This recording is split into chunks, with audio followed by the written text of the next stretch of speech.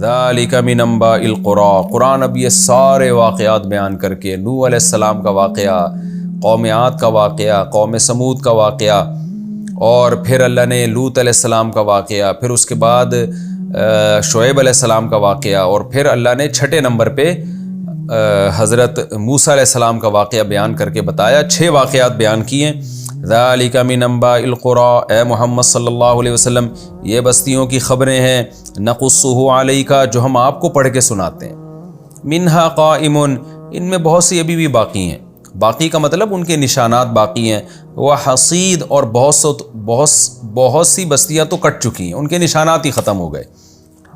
وما ظلمناہم ہم نے ان پر ظلم نہیں کیا تھا، ساری یہ بستیاں ہلاک ہوئی ہیں لیکن ہم نے ان پر ظلم نہیں کیا، ولیکن ظلموا انفسہم انہوں نے خود اپنی جانوں پہ ظلم کیا، فما اغنت عنہم فائدہ نہیں پہنچایا ان کو، آلہتہم التی ان معبودوں نے، یدعون من دون اللہ جن کو یہ اللہ کو چھوڑ کر پکارا کرتے تھے، من شیء ذرا بھی فائدہ نہیں پہنچایا، بیکار چیزوں کی رضا میں ساری زندگی انہوں نے گزار دی۔ آج بھی دیکھیں نا، پتھر کی مورتیاں بنا کے رکھی ہوئی ہوتی ہیں، اس کے آگے جھک رہے ہوتے ہیں، چڑھاوے چڑھا رہے ہوتے ہیں، تو بیکار چیزوں میں مجھے یہ آیتیں جب میں پڑھتا ہوں مجھے روحانی عامل یاد آ رہے ہوتے ہیں، اس کی بھی برحق ہونے کی کوئی دلیل شرعی نہیں ہے، وہ جو آپ کو اعمال بتا رہے ہوتے ہیں، تو ایسی چیزوں میں لوگ وقت لگا رہے ہوتے ہیں، اپنی صلاحیتوں کو لگا رہے ہوتے ہیں جس کا آؤٹ پٹ زیرو ہے، کچھ بھی نہیں ہے۔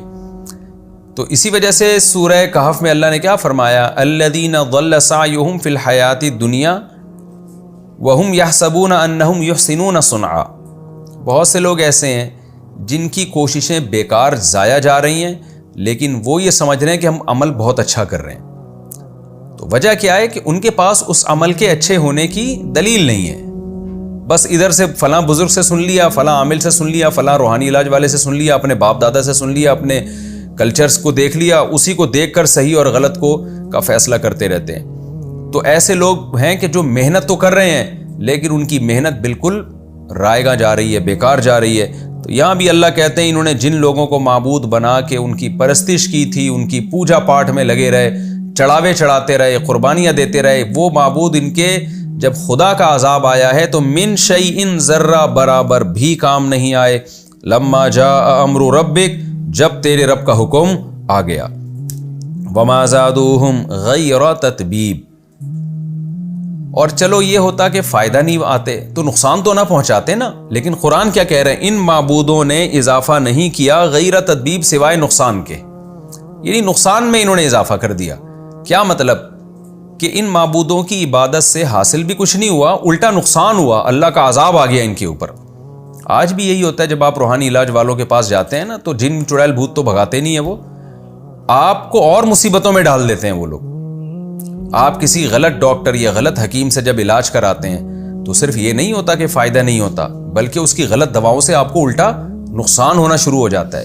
تو اس لیے بغیر دلیل کے، بغیر کسی سائنٹیفک لاجک کے کبھی کسی کی بات کو ہمیں نہیں ماننا چاہیے، نہ کلچر کو فالو کرنا چاہیے، نہ کسی شخصیت کو فالو کرنا چاہیے، جب تک ہمارے پاس 2 دلائل میں سے ایک دلیل نہ ہو۔ ایک دلیل ہوتی ہے عقلی، جو تجربوں سے انسان سیکھتا ہے، عقل سے فیصلہ کرتا ہے، تجزیہ کرتا ہے، صحیح اور غلط میں فرق کرتا ہے، وہ ہے عقل۔ دوسری اس سے بھی بڑی دلیل ہمارے لیے ہے اللہ اس کے رسول کی بات، یعنی جس کو اسلام کہتے ہیں، شریعت کہتے ہیں۔ تو جب تک شریعت سے یا عقل سے کوئی دلیل ہمارے سامنے نہ آ جائے، ہم کسی بات کے بارے میں فیصلہ نہیں کر سکتے اور لائحہ عمل زندگی کا طے نہیں کر سکتے۔ وَكَذَلِكَ أَخْذُ رَبِّكَ إِذَا أَخَذَ الْقُرَىٰ، اسی طرح ہے تیرے رب کی پکڑ، جس طرح اللہ نے قوم نوح کو تباہ کیا، قوم عاد کو، قوم سمود کو۔ قرآن کہتے ہیں تیرے رب کی پکڑ ایسی ہی ہوتی ہے جب وہ بستیوں کو پکڑتا ہے، وَهِيَ ظَالِمَةٌ جبکہ وہ بستیاں ظلم کر رہی ہوتی ہیں، إِنَّ أَخْذَهُ أَلِيمٌ شَدِيدٌ بے شک اس رب کی پکڑ دردناک بھی ہے اور بہت سخت بھی ہے۔ یہ بھی ایک اشکال ہوتا ہے نا، ایسے اللہ نے تباہ کر دیا قوموں کو، اٹھا اٹھا کے پٹک دیا بستیوں کو، چیخوں سے، فرشتوں سے چیخ مروا کے ان کے کلیجے پھاڑ دیے کہ اللہ تو کیا کر رہا ہے؟ تو اللہ کہتا ہے جب بستی ظلم کرے گی تو خدا ہے وہ، پھر وہ رب العالمین ہے، اس کی پکڑ پھر اسی طرح ہوتی ہے جب وہ بستیوں کو پکڑتا ہے، جب عذاب میں ڈالتا ہے۔ ان فی ذلک لآیہ اس میں بہت بڑی نشانی ہے، لمن خاف اس شخص کے لیے، خاف عذاب الآخرہ جو آخرت کے عذاب سے ڈرتا ہے۔ تو یہ جو بستیوں کے واقعات اللہ نے بیان کیے نا، ان میں جن کے دل میں آخرت کا خوف ہے، اللہ کے سامنے کھڑے ہونے کا، جواب دہی کا خوف ہے، ان کے لیے بہت بڑی نشانی ہے، عبرت ہے، جس کو دیکھ کے وہ اپنے اعمال کو درست کر سکتے ہیں۔ یہ آخرت کیا ہے؟ ذالک، یہ وہ دن ہے، یوم، یہ ایک ایسا دن ہے، مجموع لہ الناس، جس دن کے لیے لوگوں کو جمع کیا جائے گا، ساری انسانیت ایک میدان میں جمع ہو جائے گی۔ وذالک یوم، اور اس دن کو ہم ایک اور انداز سے ڈیفائن کرتے ہیں، یہ وہ دن ہے یوم مشہود، جس میں حاضری ہوگی، آدم سے لے کے قیامت تک آنے والا آخری انسان بھی وہاں اس میدان میں حاضر ہوگا۔ وما نؤخرہ، کب آئے گا یہ دن اے اللہ، اب تک کیوں نہیں آیا؟ تو اللہ فرماتے ہیں ہم اس کو مؤخر نہیں کر رہے، الا، مگر، لاجل، ایک وقت کے لیے معدود، جو اللہ کے علم میں گنا جا چکا ہے۔ کتنے سالوں کے بعد آئے گی، کتنی صدیوں کے بعد آئے گی، کتنے دنوں کے بعد وہ قیامت آئے گی، کتنے گھنٹوں کے بعد، کتنے منٹ کے بعد، کتنے سیکنڈوں کے بعد، وہ تمام چیز ہمارے پاس، وہ ہمارے ریکارڈ میں موجود ہے، وہ ہم نے گنے ہوئے ہیں وہ سارے دن، اس تک کے لیے ہم اس کو مؤخر کر رہے ہیں۔ تو وہ قیامت تمہاری مرضی سے نہیں آئے گی، وہ اللہ کی مرضی سے آئے گی۔ یوم یاتی، لیکن جس دن آئے گی، لا تکلم نفس الا باذنی، کوئی شخص کلام بھی نہیں کر سکے گا مگر اللہ کے اجازت سے، اللہ کی اجازت سے۔ ایسا اللہ کا جلال ہوگا، خوف ہوگا۔ فمنہم، اور لوگوں کی دو قسمیں ہو جائیں گی، فمنہم شقی، ان میں سے بعض بدبخت ہوں گے، وسعید، اور بعض خوش نصیب ہوں گے۔ جو بدبخت ہوں گے، ناکام ہوں گے، ان کا کیا حال ہوگا؟ فَأَمَّا الَّذِينَ شَقُوا، بہرحال وہ لوگ جو بدبخت تھے، فَفِي النَّارِ، وہ آگ میں ہوں گے، لَهُمْ فِيهَا، اس آگ میں ان کے لیے زفیر و شہیق، چیخ و پکار ہوگی۔ زفیر اور شہیق کا میں نے جب لفظی ترجمہ بتا رہا تھا پچھلے ایپیسوڈ میں، اس کو میں نے ڈیفائن کیا تھا، کسے کہتے ہیں زفیر، کسے، اور شہیق کسے۔ تو خلاصہ اس کا یہ ہے کہ بہت زور سے دھاڑے مار مار کے اس جہنم کی آگ میں وہ چیخ رہے ہوں گے۔ خالدین فیہا، اور اس آگ میں وہ ہمیشہ رہیں گے، ما دامت السماوات والارض، جب تک آسمان اور زمین قائم ہیں، الا ما شاء ربک، ہاں یہ کہ اللہ ہی چاہے، الا یہ کہ اللہ ہی چاہے۔ یہ محاورہ ہے، یہ جو ہے نا ما دامت السماوات والارض، جب بھی عرب میں کسی بات کو یہ تعبیر کیا جاتا ہے نا ہمیشہ یہ کام ہوگا، تو محاورے کے طور پہ یہ کہا جاتا ہے کہ جب تک زمین اور آسمان رہیں گے۔ اس کا مطلب یہ نہیں کہ جب تک زمین آسمان رہیں گے، کیونکہ زمین اور آسمان تو ویسے بھی قیامت میں تباہ و برباد ہو جائیں گے، وہ کون سا ہمیشہ رہنے والی مخلوق ہے۔ تو یہ محاورے کے طور پہ کہا جاتا ہے، اس میں حقیقت مراد نہیں ہوتی۔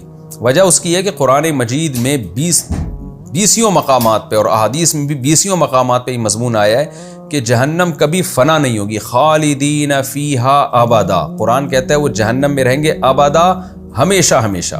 تو ہمیشہ جہنم کی آگ میں کافر جلے گا، جہنم کبھی بھی فنا نہیں ہوگی۔ اس پر پوری امت کا اجماع ہے، اور نبی صلی اللہ علیہ وسلم نے فرمایا لا تجتمع امتی علی ضلالہ، میری امت گمراہی پہ جمع نہیں ہو سکتی۔ تو پوری امت کا اجماعی عقیدہ ہے کہ جہنم کبھی ختم نہیں ہوگی۔ تو اسی وجہ سے اس آیت کا مفہوم جو تمام مفسرین بیان کرتے ہیں، اور صحابہ تابعین سے جو مفہوم چلا آ رہا ہے، وہ یہی ہے کہ ایک محاورے کے طور پر کہا گیا ہے کہ جب تک زمین آسمان باقی رہیں گے، اللہ تعالیٰ ان جہنمیوں کو جہنم میں رکھے گا۔ تو یہ محاورے کے طور پر نہیں، ہمیشہ رکھے گا۔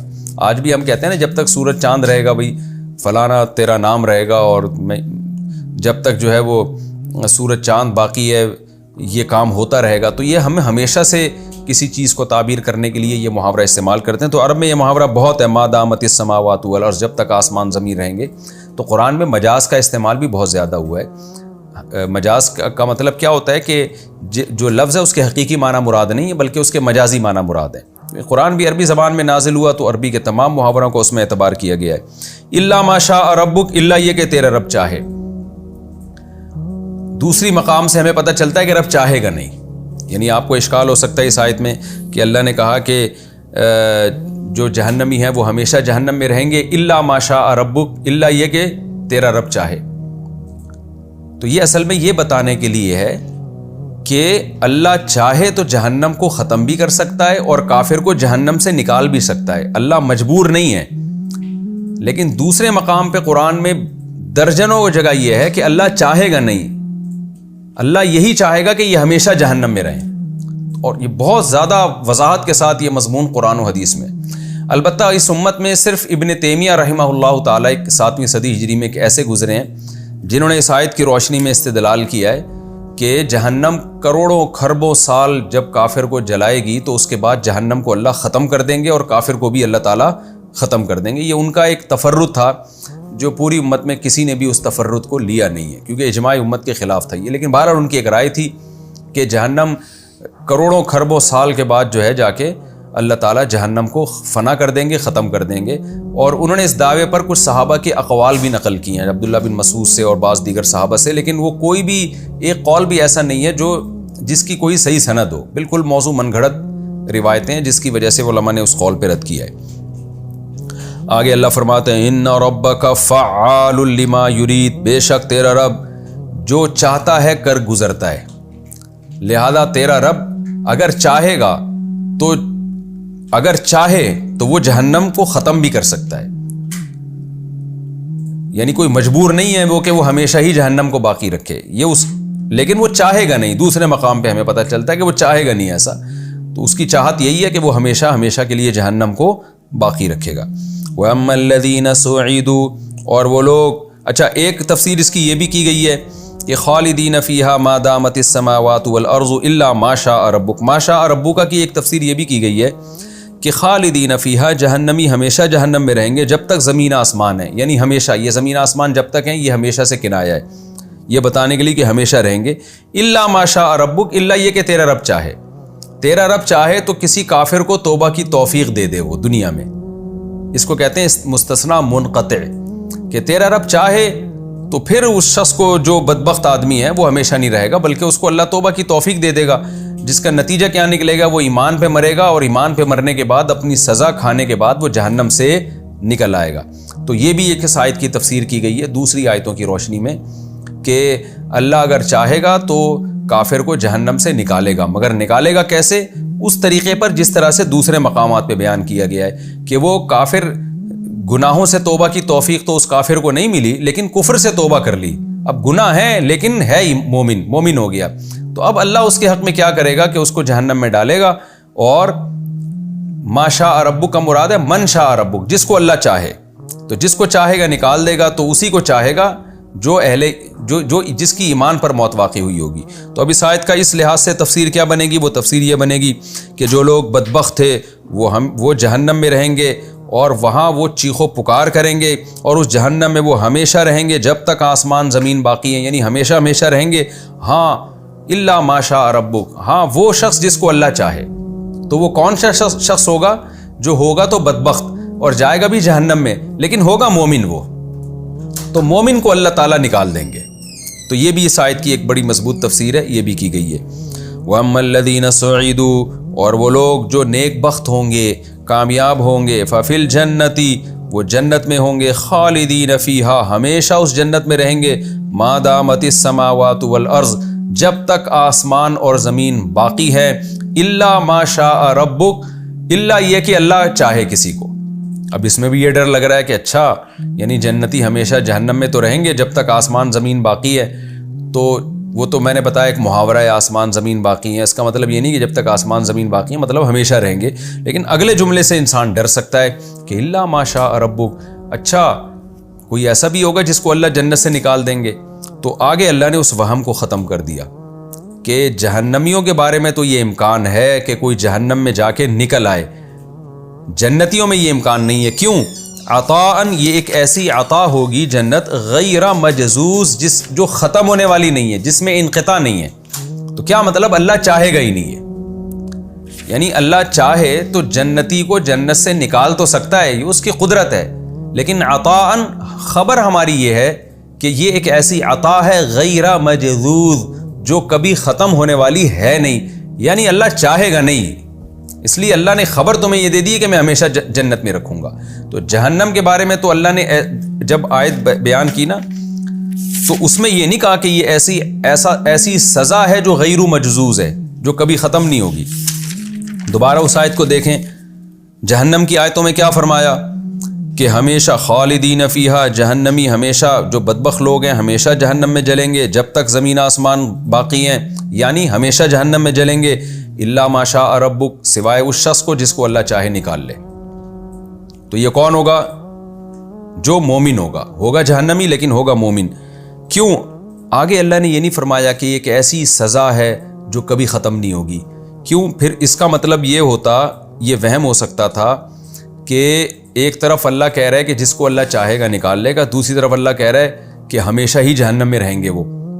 ایک عذاباً غیر مجزوز، ایسا عذاب ہوگا جو کبھی ختم ہی نہیں ہوگا. یہاں یہ الفاظ نہیں ہیں. لیکن جنت کا جب اللہ نے بیان کیا کہ جس کو چاہے گا اللہ جنت سے نکال بھی سکتا ہے، لیکن ساتھ میں تسلی دے دی عطاءً، یہ ایک ایسی عطا ہے غیر مجزوز جو کبھی ختم نہیں ہوگی. یعنی اللہ کو قدرت تو ہے نکالنے کی، لیکن ہم تمہیں خبر دے رہے ہیں کہ نکالیں گے نہیں ہم. لیکن جہنم کے بارے میں ایسے الفاظ نہیں ہیں. وجہ اس کی واضح ہے کہ جہنم میں واقعی میں اللہ تعالیٰ بہت سارے جہنمیوں کو اللہ تعالیٰ جہنم سے نکالیں گے. یہ وہ لوگ ہوں گے جو اپنے گناہوں کی وجہ سے جہنم میں گئے یا کفر کی وجہ سے گئے، لیکن موت سے پہلے انہوں نے کفر سے توبہ کر لی تھی. فَلَا تَكُ فِي مِرْيَةٍ مِّمَّا يَعْبُدُ هَؤُلَاءِ، بس اے محمد صلی اللہ علیہ وسلم جن معبودوں کی یہ لوگ عبادت کر رہے ہیں آپ ان کی طرف سے شک اور تردد میں نہ رہیں. یعنی اتنے واقعات بھی ہم نے آپ کو سنا دیے بت پرستوں کے، سب کو اللہ نے تباہ کیا، اور ہم نے یہ بھی بتا دیا کہ جو بت پرست اور کافر ہے اس کا انجام کتنا بھیانک ہے. لہذا اب آپ کو ان کے مذہب کے باطل ہونے میں کوئی شبہ نہیں ہونا چاہیے. یہ کیوں عبادت کر رہے ہیں؟ پھر سوال پیدا ہوتا ہے اتنی بڑی قوم بتوں کو پوجتی کیوں ہے؟ اتنی بڑی قوم شرک کر کیوں رہی ہے؟ تو اللہ نے اس کا جواب دے دیا، ما یعبدون الا کما یعبد آباؤہم من قبل. اپنے باپ دادا کو فالو کر رہے ہیں، یہ کلچر کی وجہ سے ایسا کر رہے ہیں. وَإِنَّا لَمُوَفُّوهُمْ، لیکن ہم پورا بدلہ دیں گے ان کو، نصیبہم، ان کا حصہ جو عذاب کا حصہ ہے، غیر منقوص، کمی کیے بغیر. ان کو اس کا پورا عذاب قیامت کے دن ملے گا، اس کی سزا ملے گی پوری. یہ ہمارا رکوع نمبر 9 الحمدللہ سورہ ہود کا کمپلیٹ ہوا. اس میں بھی وہی مضمون ہے. اللہ تعالیٰ نے موسیٰ علیہ السلام کو فرعون کے پاس بھیجا اور فرعون پوری قوم کو لے کے جہنم میں ڈال دے گا، کیسے دریا میں غرق کر دیا. ہمیں سبق کیا ملتا ہے کہ خدا را ہم ترقی یافتہ قوموں کو غلط چیزوں میں فالو نہ کریں. آج ہم نے کیا کر دیا؟ ہماری ینگ جنریشن انگریزوں کے پیچھے چل رہی ہے، یورپ کے پیچھے چل رہی ہے، کافر کے پیچھے چل رہی ہے، امریکنز کے پیچھے چل رہی ہے.